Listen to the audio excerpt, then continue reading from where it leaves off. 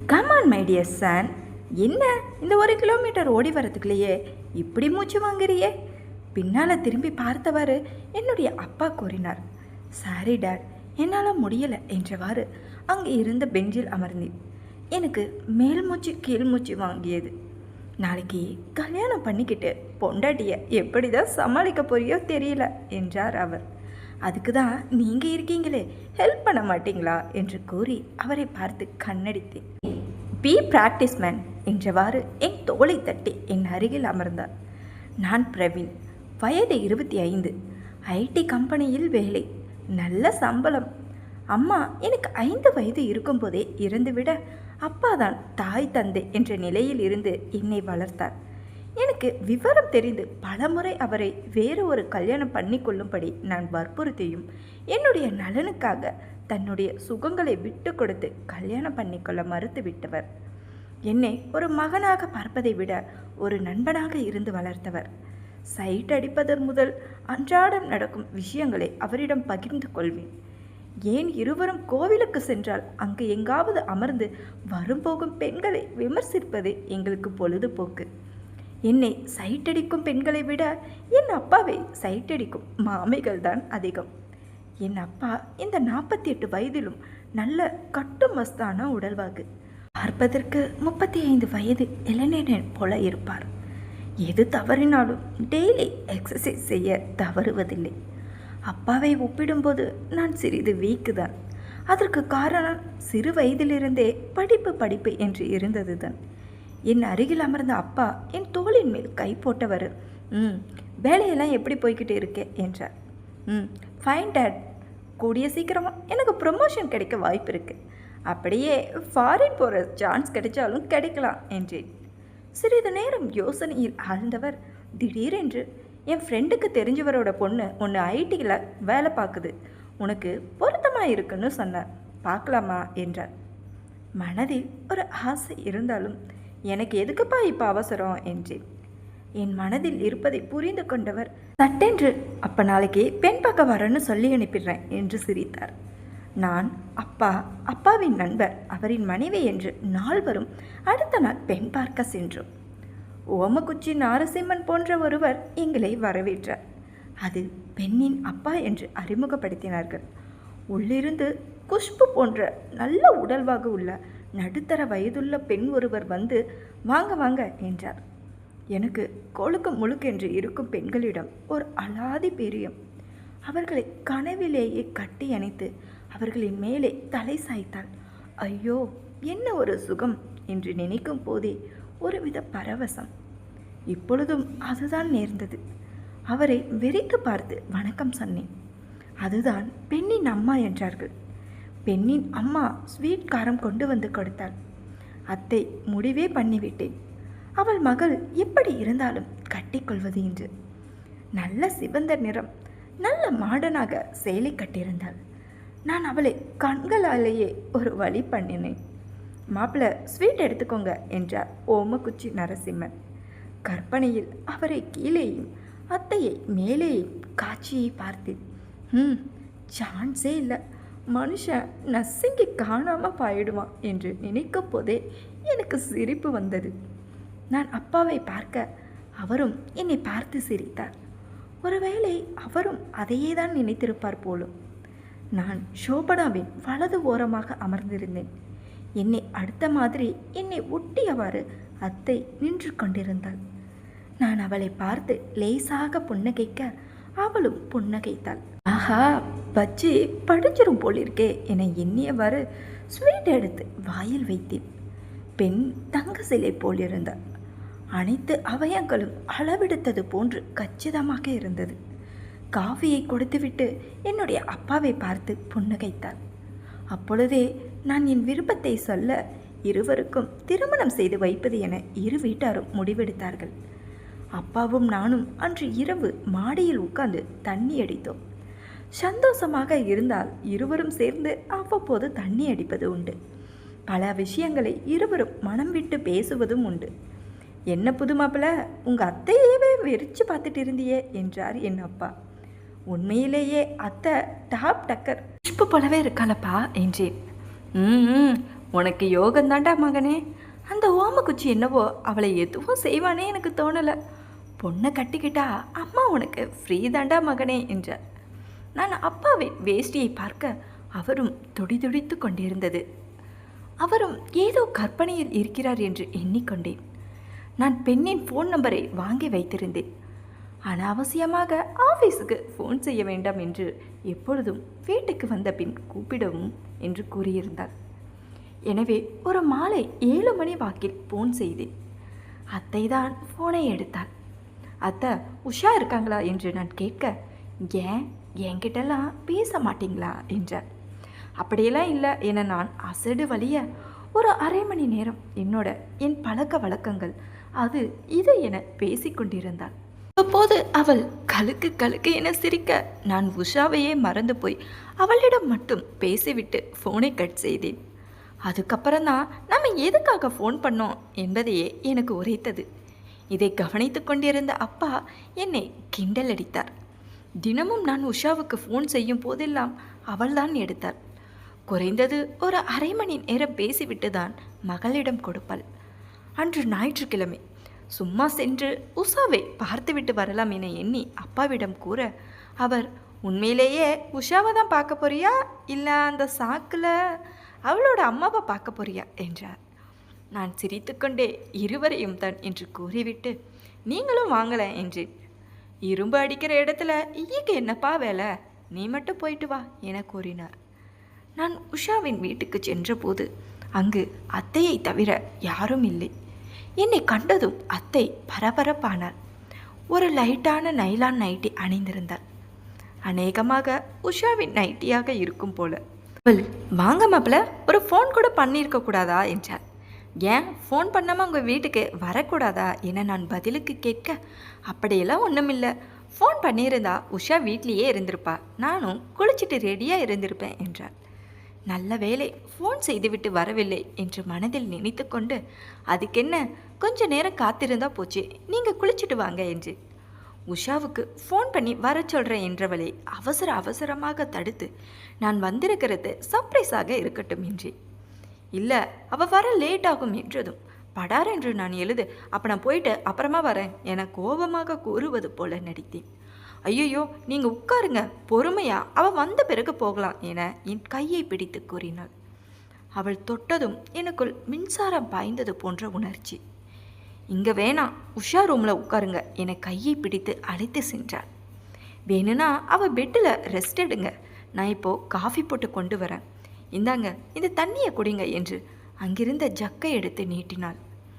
நான் அவளை நோட்டமிட்டவாறே தண்ணீரை குடிக்க முயல ஜக்கில் இருந்த தண்ணீர் அதிகமாக வெளியேறி என் மூக்கில் சென்றது. சிறிதளவு தண்ணீர் தரையிலும் சிந்தியது.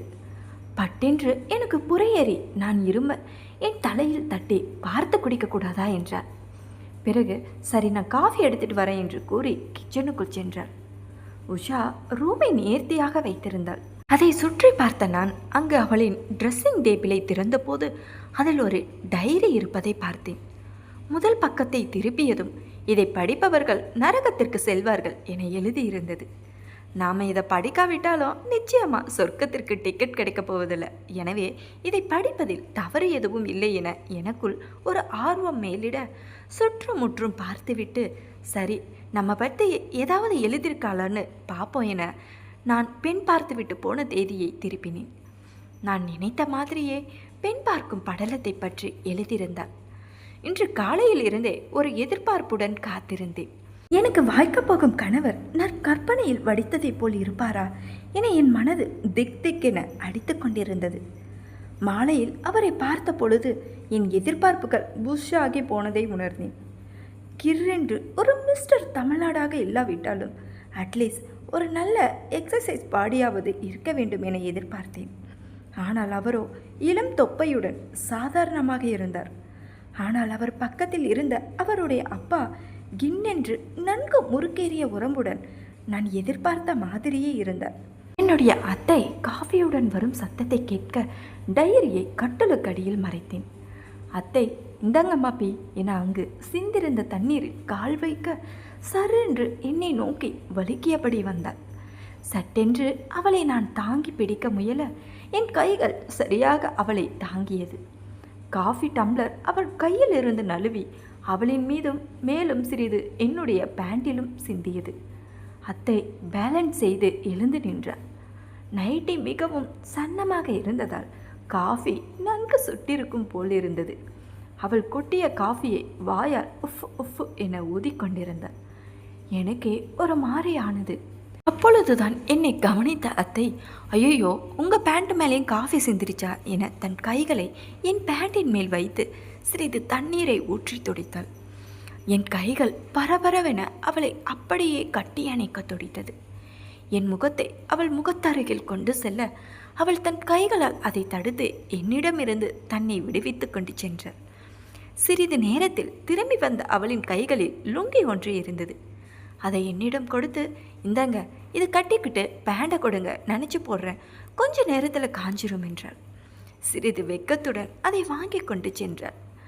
டிங்கு டிங்குவென்று சென்ற அவளின் பின்னலகை ரசித்த நான் அவள் மறைந்ததும் டைரியை எடுத்து இட்ட இடத்தில் இருந்து படிக்கத் தொடங்கினேன்.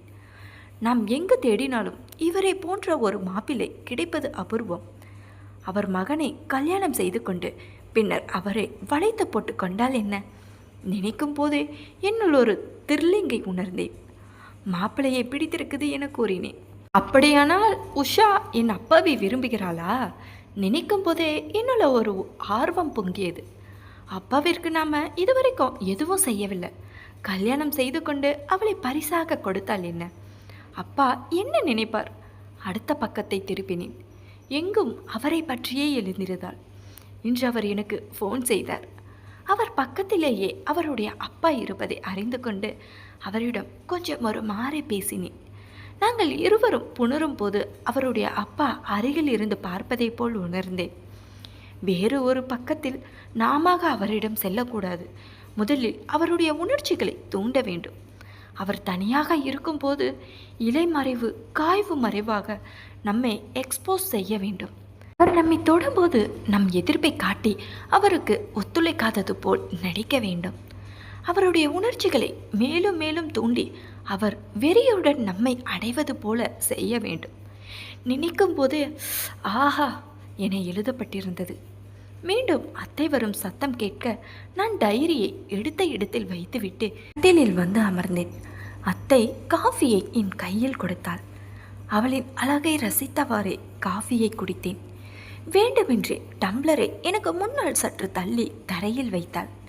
நான் எதிர்பார்த்தது போலவே அத்தை அதை எடுக்க குனிந்தாள். அப்பொழுது என்னை நிமிர்ந்து பார்த்து நமட்டு சிரிப்பு சிரித்தாள். வேண்டுமென்றே செய்கிறாளோ என எனக்கு தோன்றியது. நான் ஒன்று நினைக்க அவள் ஒன்று நினைத்து, அதாவது ஏடா குடமாக்கி விடாதே பிரவீன், கனி பழுத்து உன் கையிலே விழும் வரை காத்திரு என என் உள்ளுணர்வை எச்சரித்தது. என்ன மாப்பிள்ள அப்படி பார்க்குறீங்க என்றவாறே அவள் எழுந்திருக்க, நான் உண்மையிலேயே நீங்கள் ரொம்ப அழகாக இருக்கீங்க என்றேன். நான் குளிச்சுட்டு வந்துடுறேன். குளிச்சுட்டு என்பதை சிறிது அழுத்தமாக கூறினாள். வர அந்த செல்ஃபில் இருந்து ஏதாவது புக் எடுத்து படிங்க என்று அவள் புயலாக ஆடிய வண்ணம் சென்றாள். எனக்கு நிலை கொள்ளவில்லை. கஷ்டப்பட்டு என் புலன்களை அடக்கி கொண்டேன். சிறிது நேரம் கழித்து ரூமில் இருந்து வெளியே வந்தேன். நான் எதிர்பார்த்தது போலவே அத்தையின் ரூம் கதவு முழுவதும் திறந்திருந்தது. எனக்கு மேலும் காத்திருக்க தோணவில்லை. வருவது வரட்டும் என எண்ணி போகையில் வாசலில் காலிங் பெல் ஒலிக்க நான் அவசரமாக ஷர்ட்டை அணிந்து கொண்டு வந்து கதவை திறந்தேன். வாசலில் ஓமக்குச்சியும் உஷாவும் நின்றிருந்தார்கள். என்னுடைய உடையை பார்த்த உஷா என்ன ஒரு மாதிரி பார்த்தாள். அம்மா எங்க என அவள் கேட்க, அவங்க குளிச்சுட்டு வரேன்னு போனாங்க என்று அப்பாவையாக முகத்தை வைத்துக்கொண்டு பதிலளித்தேன். ஓமக்குச்சி சென்று பெட்ரூம் கதவை திறக்க அத்தை ஈரம் சொட்டிய தன் தலையை துவட்டி கொண்டிருந்தாள். ஏன் கதவை திறக்க இவ்வளவு நேரம் என உஷா கேட்க, அத்தை குளிச்சுட்டு வரேன்னு சொல்லிட்டு போனாங்க. நான் தான் ஞாபகம் இல்லாமல் உன் ரூமுக்குள்ளேயே இருந்துட்டேன். நீங்கள் திரும்பி பெல் அடித்ததும் தான் அவங்க குளிக்க போனதே ஞாபகம் வந்தது. அதான் நான் கதவை திறந்தேன் என்றேன். இந்த லுங்கியோடவா உங்கள் வீட்டிலேருந்து வந்தீங்க? தன் சந்தேகம் தீராமல் மேலும் அவள் குடைய, ஓ குட் ஜோக் என சிரித்து கொண்டே, காஃபி என் பேண்டில் கொட்டிருச்சு, அத்தை தான் என் பேண்டை வாங்கி நினச்சி போட்டிருக்காங்க என்று கூறி அங்கு காய்ந்து கொண்டிருந்த என்னுடைய பேண்டையும் காட்டினேன். வேகமாக சென்று தன் ட்ரெஸ்ஸிங் டேபிளை திறந்து தன் டைரி அங்கு இருப்பதை உறுதிப்படுத்தி கொண்டு, யார் உங்களை என் ரூமுக்கு அனுமதித்தது என கோபத்துடன் கேட்டார். நான் தாண்டி தம்பி அங்கே இருக்க சொன்னேன். உன்னை கட்டிக்க போறவர் தானே, அவர் அங்கே இருந்தது என்னடி தப்பு என அத்தை எனக்கு சப்போர்ட்டுக்கு வர உஷா அமைதியானாள். அத்தை புதிய கெட்டியான காட்டன் நைட்டி ஒன்றை அணிந்து தன் உடல் முழுவதையும் மறைத்திருந்தாள். தலையை கம்பியால் சிக்கெடுத்து கொண்டிருந்தாள். உஷா பேச்சுக்கு பேச்சு அப்பாவை பற்றியே விசாரித்தாள். அவருக்கு என்ன பிடிக்கும், அவருக்கு பொழுதுபோக்கு என்னவென்று அப்பாவையே தீர விசாரித்தாள். சிறிது நேரம் உஷாவிடம் பேசிக்கொண்டிருந்து வீட்டுக்கு கிளம்பினேன். அன்று இரவு அப்பாவும் நானும் மொட்டை மாடியில் அமர்ந்து தண்ணி அடித்து கொண்டிருந்தோம். என்ன மகனே, என் மருமகளை பார்த்தியா? என்ன சொல்கிறா? என்னை பற்றி எதுவும் விசாரித்தாளா என்றார். முழு புராணமும் உங்களை பற்றி தான். உங்களை பற்றி விசாரித்து என்னை குடைச்சி எடுத்துட்டா என்றேன். அப்பாவின் முகத்தில் எப்பொழுதும் இல்லாத ஒரு பிரகாசம் தோன்றி மறைந்தது. 26 வருஷத்துக்கு முன்பு உங்கள் அம்மாவை பார்த்தது போல் இருந்தது. அதே ஸ்ட்ரக்சர், அதே நடை, அப்படியே உங்கள் அம்மா தான் என்று பெருமூச்சு விட்டார். ஓஹோ, இங்கேயும் கதை இப்படிதானா? அப்பா கிட்ட உஷா மேலே ஒரு சாஃப்ட் கார்னர் இருக்குது. இதை உபயோகிச்சுட்டு 2 பேரையும் சேர்த்து வைக்கணும். 2 பேரும் பண்ணுறத பக்கத்திலிருந்து பார்த்து ரசிக்கணும். முடிஞ்சா அப்பொழுது அத்தையை அனைத்தவாறே இருக்கணும் என்று நினைக்கும் போதே ஜிவ்வென்று கிக்கேறியது. மேலும் ஒரு பெக்கை ஊற்றி அடித்தேன். படுக்கையில் படுத்த உறக்கம் வராமல் மனம் முழுவதும் அத்தையே சுற்றி வந்தது. நான் அத்தையுடன் இருந்த அந்த சந்தோஷ தருணங்கள் என் உறக்கத்தை கெடுத்தது. அத்தை நன்றாக தூங்கி கொண்டிருப்பாளோ, அவளுக்கு ஃபோன் செய்யலாமோ என்று எண்ணிய போதே என் மொபைல் சினிங்கியது. என்ன ஆச்சரியம், அத்தை தான் லைனில் இருந்தாள். ஃபோனை எடுத்து ஹலோ என்றேன். மாப்பிள்ளை, என்ன பண்ணுறீங்க? காலையில் நீங்கள் வந்துட்டு போனதுலேருந்தே உங்கள் ஞாபகமாகவே இருக்குது, தூக்கமே வரல என்று மெல்லிய குரலில் கூறினாள். இதையெல்லாம் அவள் மகள் நின்று கேட்டுக்கொண்டிருப்பாள் போல. இதையெல்லாம் வெளியே தெரிஞ்சா மானம் போயிடும் என்று நினைத்த என் மாமியார் மகளை தீட்டு கட்ட முடிவு எடுத்து என்னிடம் நடந்த அனைத்தையும் கூறினாள். எனக்கு தான் மகளை விட மாமியார் மீது தான் விருப்பம் அதிகம். ஸோ அதனால் நானும் அவளுக்கு உதவி பண்ண முடிவு செய்தேன். மாமியார்கிட்ட 1 மணி நேரம் வெயிட் பண்ணுங்க, எப்படி கொலை பண்ணலான்னு யோசிக்கிறேன் என்று சொல்லி கட் பண்ணேன். யோசித்ததில் ஒரு நல்ல யோசனை வந்தது. மாமியாருக்கு ஃபோன் பண்ணி நைட்டுக்கு வீட்டுக்கு வரேன், இன்னைக்கு அவளை முடிச்சிடலாம், அப்புறம் நம்ம 2 பேருக்கும் அங்கேயே வச்சு அப்படின்னு இழுத்தேன். அவளும் சீ பூங்க மாப்பிள்ளை என்று சொல்லி வெக்கப்பட்டாள். நான் கொஞ்ச நேரத்தில் அவள் வீட்டுக்கு போயிட்டு அவள் பொண்ணு தூங்கிட்டு இருக்கும்போது தலையணையை வச்சு அமுக்க அவளுக்கு மூச்சு பேச்சு இல்லாமல் போச்சு. அப்புறம் 2 பேரும் சேர்ந்து அவள் கழுத்தில் கயிறை கட்டி ஃபேனில் கட்டி விட்டோம். பிறகு நாங்கள் 2 பேரும் நினைத்த மாதிரியே ஒன்றாக இருந்தோம். காலையில் ஒன்றும் தெரியாத மாதிரி அவள் எல்லாருக்கும் ஃபோன் பண்ணி மக இருந்த விஷயத்த சொன்னான். கூடவே அவள் ஆல்ரெடி ஒரு பையனை லவ் பண்ணுறன்னு சொன்னதாகவும், ஸோ கல்யாணத்தில் விருப்பம் இல்லாமல் தற்கொலை பண்ணிக்கிட்டதாகவும் எல்லார்கிட்டையும் சொல்லி நம்ப வச்சாங்க. ஆனால் உஷாவின் தந்தைக்கு ஆரம்பத்திலிருந்தே ஏதோ சரியில்லாத மாதிரி சந்தேகம் இருந்தது. மகள் தற்கொலை செய்து கொண்டதாக அனைவரிடமும் கூறினாலும் அவர் அதை எளிதில் நம்பவில்லை. மகளின் அறையை சுத்தம் செய்யும் போது அவளுடைய டைரி கிடைத்தது. அதில் சில பக்கங்கள் கிழிக்கப்பட்டிருந்தன. மேலும் மரணத்திற்கு முந்தைய நாட்கள் அவள் எழுந்திருந்த குறிப்புகள் குடும்பத்தினரிடம் கூறப்பட்ட கதையுடன் ஒத்துப்போகவில்லை. உடனே அவர் காவல்துறையில் புகார் அளித்தார். வழக்கை விசாரிக்க வந்த ஆய்வாளர்கள் சம்பவ இடத்தில் இருந்த சிறிய சிறிய தடயங்களை கவனித்தார்கள். அக்கம் பக்கத்தினர் கூறிய வாக்குமூலங்கள், தொலைபேசி அழைப்பு பதிவுகள், நேர விவரங்கள் ஆகியவற்றை ஒப்பிட்டு பார்த்தபோது பல முரண்பாடுகள் தெரிய வந்தன. தடவியல் அறிக்கைகளும் முதற்கட்ட தகவல்களுடன் பொருந்தவில்லை. அதனால் வழக்கு தற்கொலை வழக்கிலிருந்து சந்தேகத்திற்கிடமாக மரணம் என்ற கோணத்தில் மாற்றப்பட்டது. தொடர்ந்து நடைபெற்ற விசாரணையில் ஒவ்வொருவரிடமும் தனித்தனியாக விசாரணை நடத்தப்பட்டது. அவர்களிடம் வாக்குமூலங்களில் இருந்து முரண்பாடுகள், அறிவியல் ஆதாரங்கள் மற்றும் டிஜிட்டல் சான்றுகள் இணைந்து உண்மையை வெளிச்சத்துக்கு கொண்டு வந்தன. இறுதியில் குற்றத்தில் தொடர்புடையவர்கள் சட்டத்தின் முன் நிறுத்தப்பட்டனர். உண்மையை மறைக்க முயன்ற அனைவரும் தங்களுடைய செயல்களுக்கு உரிய சட்டபூர்வமான விளைவுகளை எதிர்கொண்டனர். நீதிமன்றத்தில் ஆதாரங்கள் உறுதியாக நிரூபிக்கப்பட்டு பாதிக்கப்பட்டவருக்கு நீதி கிடைத்தது.